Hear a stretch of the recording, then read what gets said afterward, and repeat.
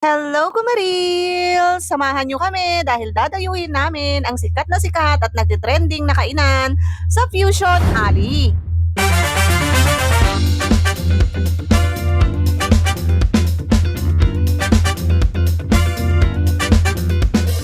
Nag-commute nga lang kami from Taguig, sumakay kami ng jeep papuntang Pasay at from Pasay, sumakay naman kami ng LRT and then bumaba kami sa Doroteo Jose. From Doroteo Jose, sumakay naman kami ng e-trike or e-bike papunta na ng Fusion Alley and 100 pesos yung naging pamasahe namin dito. At nandito na nga kami at dahil maaga-aga pa naman ay nag-ikot-ikot muna kami para makita namin lahat ng mga ino-offer na pagkain dito na pwede naming tikman. First stop at ang una naming tinikman ay ang baga ng mama mo ni Mama Jack. Masarap, malambot, di malansa, at masarap yung timpla ng suka nila kaya ang ratings natin dito ay 9 out of 10. Ang sumunod naman naming binili ay itong nagtitrending na Enoki Mushroom. Bale, hindi nga muna namin to kinain agad dahil bumili muna kami ng mga iba't ibang pagkain na pwede naming tikman. Kagaya nga nitong dragon fruit drinks nila na masarap, malasa at may totoong dragon fruit siya and napaka-refreshing niya at dahil nauuhaw na kami ni Sis Jen ay hindi na namin napigilang tikman.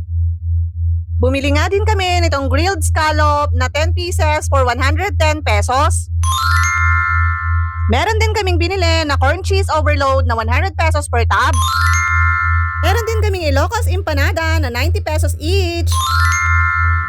Moment of truth, tiki man time. So, una nga naming tinikman itong Enoki mushroom roll.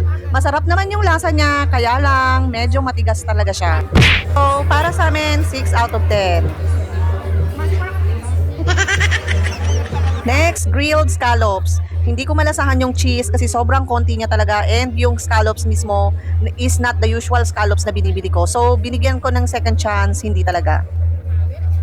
Next naman, itong corn cheese overload. As seen on the video, talagang punong-puno siya ng cheese and masarap siya. Nagustuhan talaga namin to dahil kahit napakarami niyang cheese ay hindi siya maalat. Kaya naman, 10 out of 10.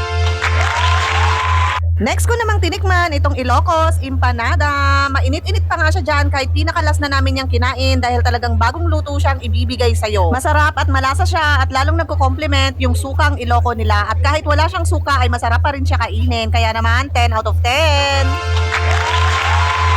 Napakarami pa nga pwedeng kainin kagaya nitong mga barbecue, itong lechon, at kung ano-ano pa pero hindi na nga kami kumain dahil talagang busog na kami. Kaya naman, kung naghahanap kayo ng food tripan na talagang mabubusog kayo at mag-i-enjoy kayo, ay mag-visit na kayo dito sa Fusion Alley. Dito lang yan located sa Pinabal Street, Sampaloc, Manila. So, ayun lang for today's video. Thank you for watching and see you on my next mini vlog.